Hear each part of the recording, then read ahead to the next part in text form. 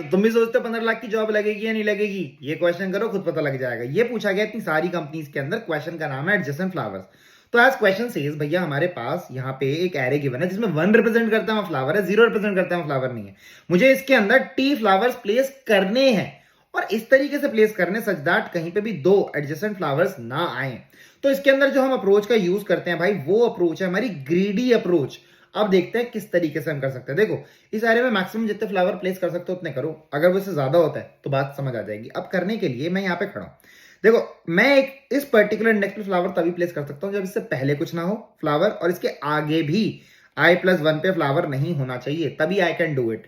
For example अगर मैं बात करता हूं इस इंडेक्स की, देखो इससे पहले फ्लावर नहीं है, इधर के आगे भी फ्लावर नहीं है अभी, तो मैं यहाँ फ्लावर प्लेस कर सकता हूं। That is the logic. आओ तो हम कैसे देखेंगे भाई, अगर मैं 0th इंडेक्स पे खड़ा हूं तो भाई 0th इंडेक्स पे इसके लेफ्ट साइड तो कोई फ्लावर हो ही नहीं सकता, तो मान लेंगे हाँ फ्लावर पे नहीं है। या मेरे आगे लेफ्ट साइड पे i-1th इंडेक्स अगर मैं देखता हूं तो इस पे भी फ्लावर नहीं होना चाहिए, तो मैं बोलूंगा भाई इन दोनों केस में मेरा लेफ्ट साइड खाली है। या दूसरी हमारे पास अप्रोच क्या हो सकती है भाई, अब एक पर्टिकुलर इंडेक्स के लिए लेफ्ट तो देख लिया, अब राइट भी तो देखो।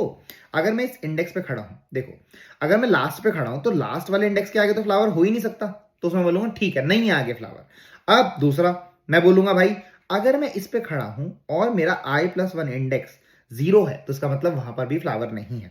तो मैं ये पता लगा रहा हूं भाई राइट खाली है या नहीं, मैंने एक ये पता लगा दिया। अब अगर लेफ्ट भी खाली है और राइट भी खाली है तो मैं करंट सेल पे फ्लावर को प्लेस कर सकता हूं। तो यहां पे आ जाओ भैया, इससे पहले खाली है बट इसके आगे यार खाली नहीं है, तो बढ़ो आगे बढ़ो। बट यार यहाँ तो फ्लावर प्लेस्ड ही है, मैं यहाँ फ्लावर प्लेस नहीं कर सकता, आगे बढ़ो। इसके पीछे नहीं है सेल खाली, तो आगे बढ़ो। अब देखो पीछे भी खाली है और आगे भी खाली है, तो मैं इस पे एक फ्लावर को प्लेस कर दूंगा और मैं यहाँ पे अपने काउंटर को ले लेता हूं जिसकी वैल्यू मैं अपडेट करके 1 कर दूंगा। फिर से आगे बढ़ो भाई, यहाँ नहीं कर सकते फ्लावर प्लेस क्योंकि इसके पहले फ्लावर है और आगे भी फ्लावर है।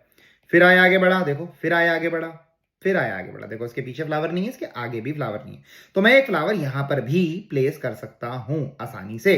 तो मेरे पास कितना काउंट हो गया, 2। That's how we do it.